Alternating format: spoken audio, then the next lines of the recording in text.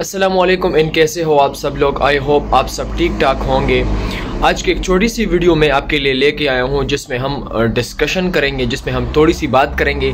ये डॉक्यूमेंट्री आप नहीं कह सकते, लेकिन एक छोटी सी वीडियो है कि हम अज़रबैजान के बारे में कुछ ऐसे फैक्ट्स हैं जिसका हमें नहीं पता, हमें वीज़ा किस तरह मिलेगा, वो लास्ट में डिस्कस करेंगे।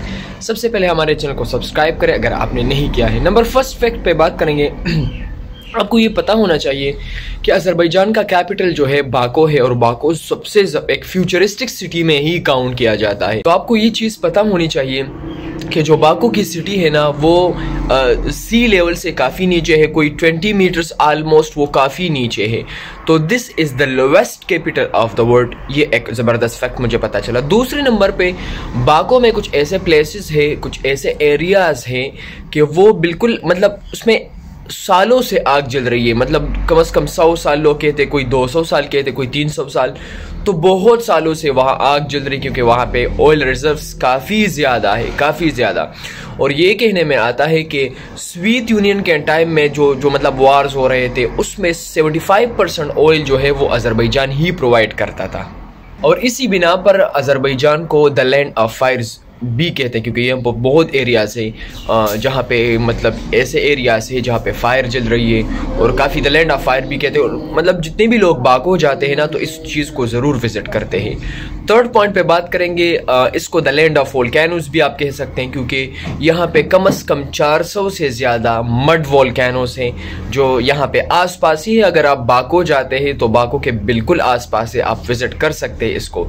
तो 400 से ज़्यादा मड वोल्केनोस, मतलब कुछ एक्टिव वोल्केनोस होते हैं, कुछ मड वोल्केनोस है। पाकिस्तान में भी है कुछ ऐसे। और फोर्थ इफेक्ट की बात करेंगे कि इसको फ्यूचरिस्टिक सिटी भी कहा जाता है, क्योंकि ये कुछ ऐसी सिटी है जिसने ज़्यादा ग्रूम किया है और काफ़ी ज़बरदस्त लेवल पे ये ऑपरेट करता है। यहाँ पे कुछ ऐसे बिल्डिंग्स है कि यार वो तो बिल्कुल नेक्स्ट लेवल पे है।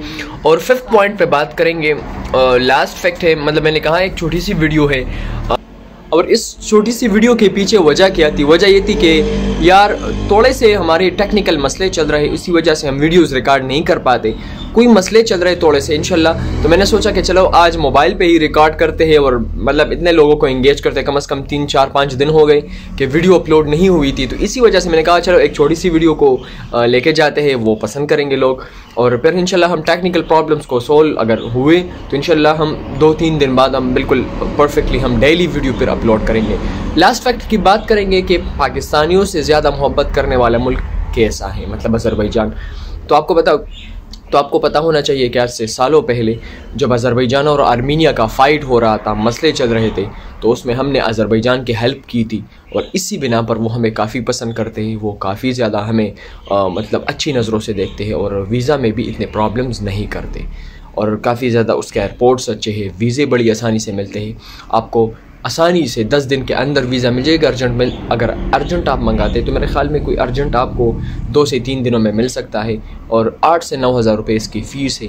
अज़रबैजान जाए, घूमे, और सच में अच्छी कंट्री है। और इंशाल्लाह नेक्स्ट वीडियोज़ में मैं आपको बताऊँगा कि अज़रबैजान कैसा मुल्क है, उसके जितनी भी ज़बरदस्त डॉक्यूमेंट्री बनती है वो मैं आपको ज़रूर दूँगा।